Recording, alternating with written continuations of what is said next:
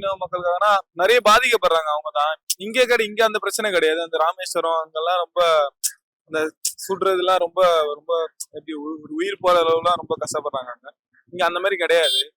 அந்த இதுலாம் கிடையாது. ஆனா இதுலயும் கஷ்டம் இருக்கு. மேபி அது கொஞ்சம் நல்லதா தான் பாக்குறேன் நான். வேற தொழில் கிடையாது. ஆனா இப்ப வந்து நாம் தமிழ் கட்சி சீமான் வந்து நாளைக்கு கடலம்மான்னு ஒரு மாநாடு இருந்தாங்க. இங்க இந்த மானிய பிரச்சனை, மீனவர்களுக்கான பிரச்சனை எல்லாம் பேசுறாங்க. எப்படி பாக்குறீங்களா? யாருமே எடுக்காத மாநாடு சீமான்.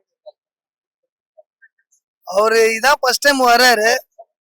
அதுக்கப்புறம் அவரு பேசுறத பொறுத்தா இருக்குது கடலை பத்தி. இன்னும் எங்களுக்கு யாருமே எதுவும் என்ன பண்ணல, பண்றவங்க வச்சுதான் இருக்குது. பிரச்சனை எல்லாம் வந்து அரசாங்கம் தீர்க்கணுங்கிறதுக்காக பேசுறாங்க. அரசாங்கம் தீர்க்குமா? அது மாதிரி அரசு கட்சி தலைவர்னா கூட இங்க கூட ஆமா, அவர் வந்தாரு, பேசினாரு, எதுவும் பண்ண முடியலையே. அடுத்து பேசினாருங்க, ஆனா மீறி தானே தூக்கி கொண்டு போட்டாங்க அங்க மீன்மார்க்ல. இங்க வச்சு பண்ண முடியலையே. அவரும் வந்தாரு, இன்னொரு கட்சியால அவங்களும் வந்தாங்க. ஆனா நின்று பேசினாரு, இதோட தூக்க மாட்டாங்க, நான் சொல்றேன் எங்க சொல்லுமோ திருப்பி அதிகாரம் பாக்குறேன், நான் பண்றேன், இங்கதான் இருப்பீங்க, உங்க வாழ்வாதாரம் இங்கதான் இருக்கும், உங்களை தூக்க விட மாட்டான்னு சொன்னாரு. ஆனா மீறியும் பேசி ஒரு 10 நாள்ல வந்தாங்க, ஆர்டர் போட்டாங்க, நீங்க அங்கதான் போய் ஆகணும், உங்களுக்கு தான் அந்த இடம் கட்டிக்கிற, நீங்க இது பண்ண முடியாது, இதோட மீன் மாட்டு பண்ணி அங்கதான் பண்ண சொன்னாங்க. அவங்களும் கத்தின்னு பார்த்தாங்க. இப்போ மக்கள் அங்க பண்றாங்க. ஆனா அந்த நேரத்துக்கு அவர் வந்து நின்றாரு, குரல் கொடுத்தாரு, ஆறுதலும் சொன்னாரு, 6 வருஷம் நின்றாரு. அது பாராட்ட விஷயம். எங்களுக்காக தானே மாநாடு போட்டு விலைவாசி எல்லாம் கம்மி பண்ண சொல்லு, வருமானத்தை கொடுக்குது, வேலை இல்ல மக்களுக்கு வேலை கொடுக்க சொல்லு. ரொம்ப மீன் வரும், மீன் கிடைக்க மாட்டேன், ரொம்ப கஷ்டமா இருக்கு. மழை நாள் இல்லைன்னா கொஞ்சம் கிடைக்கும், மழை நாள் வேற இல்லப்பா போய் நல்லதுதான். கடலை பத்தி என்ன கடல் உங்க வாழ்க்கைக்கு எவ்வளவு ரொம்ப முக்கியமானது? கடல் தாங்க சாப்பாடு போடுது. நம்மளோட தொழில், அப்பா தொழில், இப்படி தாத்தால இருந்து அப்பால இருந்து எல்லாமே அவங்கதான் அததான் பாத்துட்டு இருக்காங்க.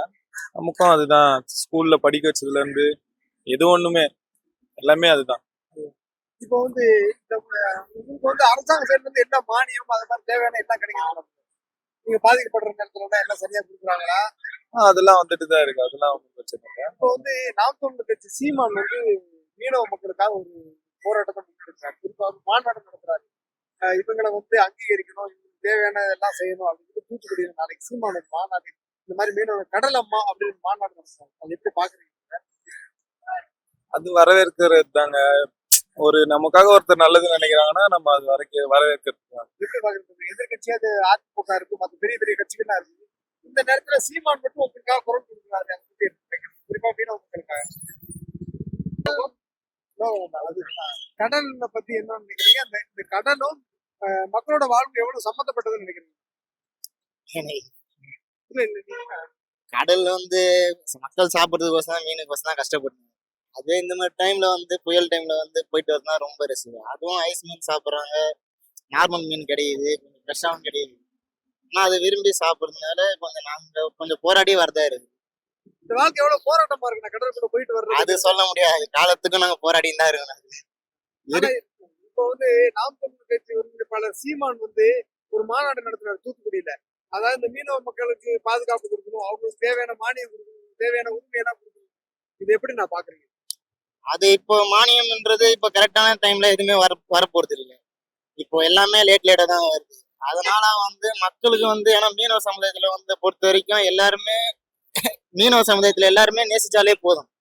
இப்போ விவசாய மக்களை பாக்குறாங்க, எல்லாமே விவசாயிக்கு மட்டும் தான் இது பண்றாங்க. அப்ப மீனவ சமுதாயத்தை பார்க்கும்போது அவங்களுக்கு முக்கியத்துவம் கொடுக்கணும்ல.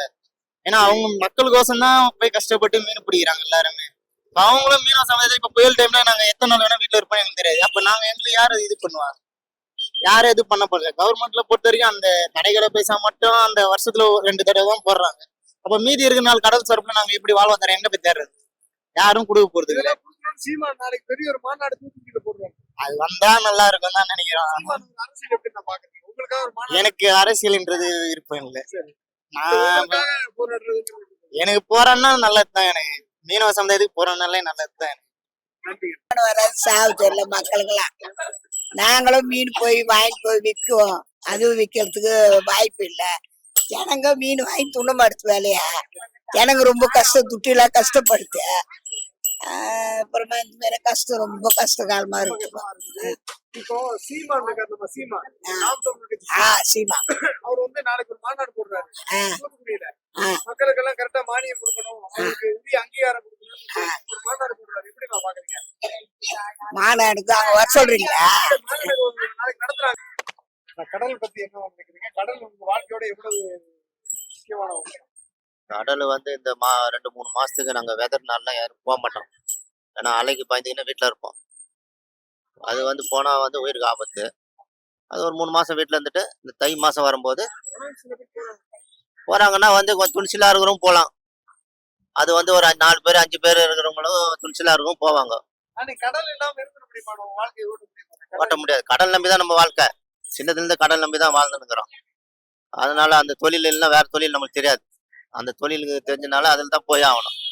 வயசாகிற காலம் மட்டும் வேற ஒண்ணே நம்மளுக்கு தொழில் தெரியாது. ஒரே ஒரு கேள்வி மட்டும்.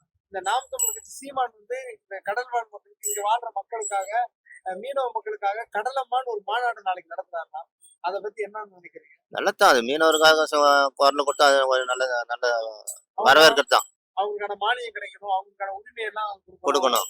அது நல்ல நம்மளுக்கு சமுதாயத்துக்கு ஒரு நல்லது பண்ணா அது நல்லதுதான். நாங்க ஏத்துக்கிறோம். அது ஒண்ணு நான் கெட்டது சொல்ல மாட்டோம். சீமான் இதை நடத்துறாருன்னா யாரு நடத்தினாலும் மக்களுக்கு குரல், நம்ம தொழிலுக்கு யாருக்கு குரல் கொடுத்தா அது வரவேற்கத்தக்கது. நல்லதுதான் அது சமுதாயத்துல. ஏன்னா நம்ம குரல் நம்ம கஷ்டப்படுறது அவங்களுக்கு தெரியும். இந்த தொழில் இந்த மாதிரி பாதிப்பு இருக்குது. ஆனா அவங்களுக்கு தெரிஞ்சிருந்து செய்யறாங்கன்னா அது வரவேற்பு. கடல் நம்பிதான் நாங்க இருக்கிறோம். கடல்ல எனக்கு வேற எந்த தொழிலும் தெரியாது. எங்க பாட்டங்காலத்துல இருந்து இங்கதான் இருக்குது, வாழ்வாதாரம் எல்லாமே இங்கதான். இந்த கடல் இல்லைன்னா எதுவுமே எங்களுக்கு பசி பட்னி எல்லாம் மாத்துறது கடல் தான். கடல் தாய் தான் நான் நினைக்கிறேன். நான் கடல் தெய்வம். என்ன காப்பாற்றி நான் 3 முறை மாட்டிக்கிறேன் புயல்ல. 3 முறை மாட்டி புயல்ல ஆழ்ந்துலாம் இருக்கிறேன். ஈவினிங் டைம்ல ஒரு 7 மணிலாம் மாட்டிக்கிறேன், கால் டைமும் மாட்டிக்கிறேன். ஆனா காப்பாற்றுறது கடவுள், ஆண்டவர் தான். கடவுள் கொண்டுல எப்படியே கரைக்கு வந்து நான் இவ்வளவு நாளா இங்க இருப்பேன்னு நினைச்சுட்டு பாக்கல. என் உயிர் போயிடுச்சுதான் நினைச்சேன் நான். அவ்வளவுதான். நம்ம இதோட அவ்வளவுதான், யாரையும் இதோட பார்க்க முடியாது. ஒரு சுழல மாட்டிக்கினேன் தனியா. என் கூட ஒருத்தர் தான் வந்தாரு, 2 பேர். இன்னொரு நாள் வந்து 3 பேர்.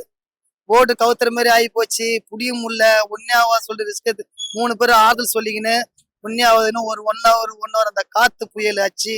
அது மேல வலை விட்டோம். வலை அந்து போச்சு. வலை எங்கதான் போச்சுன்னு தெரியல. ஆனா இப்ப வலை கட்டுறது கப்பல் கிட்ட திடீர்னு ஒரு 5 செகண்ட்ல கடலு காத்து இப்படிதான் அமைதியா தான் இருந்தது. திடீர்னு எப்படிதான் கிளம்பிச்சுன்னு தெரியல. ஃபுல்லா இருட்டிச்சு வானா காத்து புயல். அதெல்லாம் காப்பாத்தி விட்டது அந்த கடல் தாய் தான். எங்களை வானான்னு சொன்னாங்க. நாங்க கஷ்டம் எங்க அப்பா சொன்னாரு, வானாடா என் கஷ்டம் எங்களோட போட்டோம், நீங்க போய் படிச்சு பெரிய ஆள் ஆகும் அப்படி சொன்னா போல. இல்லப்பா நீ கஷ்டப்படுற சொல்லிட்டு, அப்பா கஷ்டப்பட சொல்லிட்டு கூட போனேன். ஜாலியா தான் போனேன். அது அப்படியே கடல் அப்படி இன்ட்ரெஸ்ட் ஆயிடுச்சு. இதுல போனா நல்லா ஜாலியா இருக்குது.